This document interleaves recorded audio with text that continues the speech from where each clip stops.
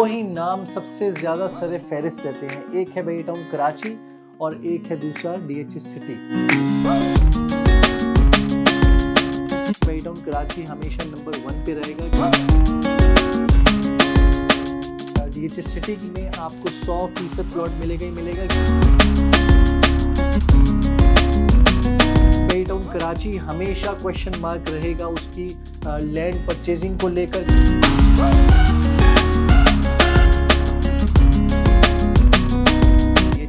बात करें तो 25 लाख रुपए से लेकर आप लोगों को 55 लाख रुपए तक आप लोगों को यहाँ पर प्लॉट मिल जाता है।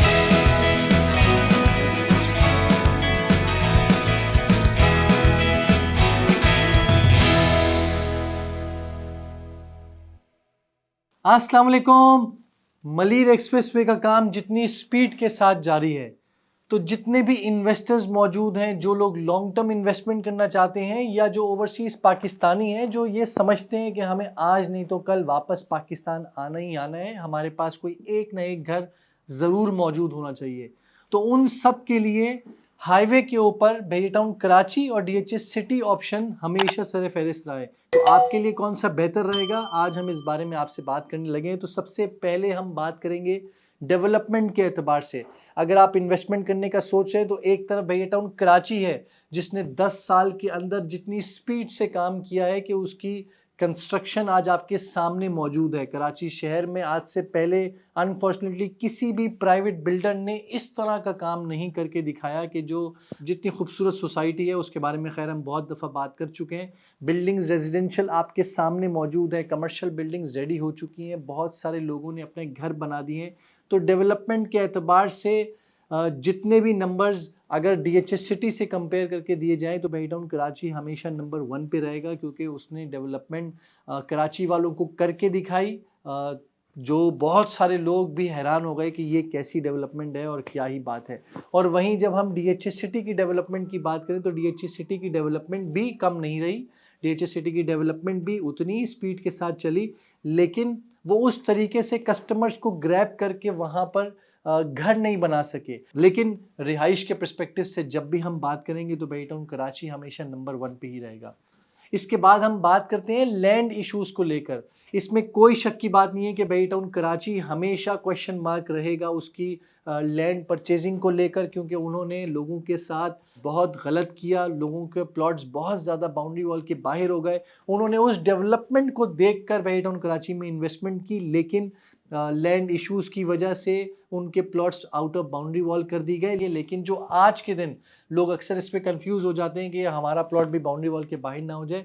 आज के दिन कोई एक भी ऐसा प्लॉट आप नहीं परचेज कर सकते जो बाउंड्री वॉल के बाहर हो, सिर्फ और सिर्फ बाउंड्री वॉल के अंदर ही परचेज कर सकते हैं आप।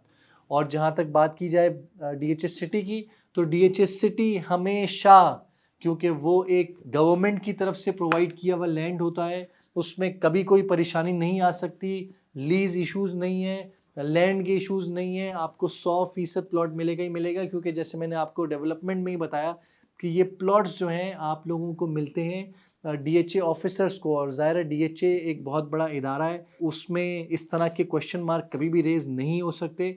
तो इसलिए अगर आप अपनी इन्वेस्टमेंट को बहुत ही सिक्योर करना चाहते हैं तो डीएचएस सिटी वाली जगह पर आप लैंड इश्यूज़ जहाँ पर 1% भी आपको कोई रिस्क नहीं चाहिए, तो ये आपके लिए सबसे बेस्ट ऑप्शन रहेगा। उसके बाद हम बात करेंगे लोकेशन को देख के। तो लोकेशन में मलीर एक्सप्रेसवे बनने के बाद बेई टाउन कराची और जो डीएचएस सिटी का जो सफ़र है वो बहुत कम रह जाएगा, लेकिन जो सबसे ज़्यादा बेनिफिट होगा वो डीएचएस सिटी को होगा, क्योंकि मलीर एक्सप्रेसवे का एक कनेक्शन डायरेक्टली डीएचएस सिटी के अंदर जाकर उतरेगा। तो वहाँ तो बेई टाउन कराची में आपको काठौर पे उतर के फिर बेई टाउन कराची आना पड़ेगा ना, तो डीएचएस सिटी में तो डायरेक्टली उस जगह के ऊपर आपको कनेक्ट किया जाएगा। क्योंकि ये मेन प्रोजेक्ट जो है वो ख़ास तौर पे जब डीएचएस सिटी उस टाइम लॉन्च हुआ था तो उनकी पिच लाइन यही थी कि एक हम फेज़ 9 के लिए ब्रिज निकालेंगे जो डायरेक्टली डीएचए सिटी पे जाकर उतरेगा, फेज़ 8 से निकलेगा, फेज़ 9 की तरफ जाएगा। तो आज उसकी तरफ चीज़ें जा रही हैं। लास्ट में हम बात करते हैं ये रेट इतने ज़्यादा बेई टाउन कराची के क्यों ड्रॉप हो जाते हैं और डीएचएस सिटी के ड्रॉप क्यों नहीं होते। देखिए, बेई टाउन कराची एक बहुत बड़ा शहर है, डिमांड एंड सप्लाई की मेन सारी की सारी रोल प्ले होती है। इतनी ज़्यादा वहाँ पर सप्लाई मौजूद है हर कैटेगरी की, 125 हो, 250 हो, 500 हो, 1000 हो, और अक्सर लोगों ने इन्वेस्टमेंट की हुई होती है और बहुत पुरानी पुरानी बाइंग भी है, तो लोग जो है अपनी चीज़ों को जब बेचने के लिए ऐसी स्लो मार्केट में आते हैं तो आप लोगों को कम से कम रेटों के ऊपर चीज़ भी मिल जाती है। इसलिए जहाँ पर भी डिमांड सप्लाई का रोल मैकेनिज़्म होगा तो रेट में फ्लक्चुएशन भी उसी हिसाब से होंगी। इसी तरीके से जब डीएचएस सिटी की बात की जाती है तो डीएचएस सिटी के अंदर मैंने जैसे फर्स्ट टाइम बोला, ज़्यादातर प्लॉट्स जो हैं वो डीएचए ऑफिसर्स को, जो उनके रिटायर्ड ऑफिसर्स हैं, शोहदा हैं, उन सबको एलोकेट किए जाते हैं। तो मेजॉरिटी लोग, क्योंकि उनको इतने सस्ते 3-3 लाख रुपए गिफ्ट के तौर पे, 5-5 लाख रुपए के ऊपर उन लोगों को प्लॉट्स दिए हुए होते हैं, तो अक्सर लोग बेचना ही मुनासिब नहीं समझते। लोग कहते हैं कि पड़ा हुआ पड़े रहने दो। तो इसलिए सप्लाई वहाँ की इसलिए कम होती है क्योंकि जो सिविलियंस हैं वो क्वांटिटी में इतने कम होते हैं कि वो लोग ज़ाहिर है जब चीज़ बेचने के लिए निकलते हैं तो देखते हैं मार्केट रेट डाउन है, वो भी नहीं बेचते, और जो डीएचए ऑफिसर्स हैं वो वैसे ही नहीं बेचते। तो इसलिए सप्लाई इतनी ज़्यादा कम है कि डिमांड तो हमेशा हर प्रोडक्ट की एग्जिस्ट करती ही करती है ना। तो डिमांड एग्जिस्ट करने की वजह से उनके रेट जो है वो हमेशा स्टेबल रहते हैं, या थोड़े से ऊपर हो जाते हैं या थोड़े से नीचे हो जाते हैं। तो इसलिए डीएचएस सिटी रेट वाइज आपके लिए बेहतरीन रहेगा। इन्वेस्टमेंट में दोनों का जो बढ़ने का रेट का जो आइडिया है वो बहुत ज़्यादा है, प्रेडिक्शन बहुत ज़्यादा है कि दोनों हमेशा आपकी आसमानों पे इनके रेट जाएंगे ही जाएंगे।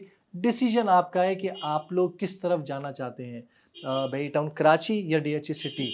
दोनों के ड्रोन शॉट्स आपके सामने स्क्रीन के ऊपर मौजूद हैं। तो आप लोग अपनी इन्वेस्टमेंट को ज़रूर अच्छी जगह पर इन्वेस्टमेंट करें, और मज़ीद इन्फॉर्मेशन के लिए हाउसिंग एसोसिएट से ज़रूर रब्ता कीजिए, और हमारी वेबसाइट पर जाकर ज़रूर अपनी इन्वेंट्री को अपलोड करें, या वहाँ से कोई इन्वेंट्री आप लोग अपनी मर्ज़ी की पसंद कर सकते हैं। अपना बहुत बहुत ख्याल रखिएगा। खुदा हाफिज़।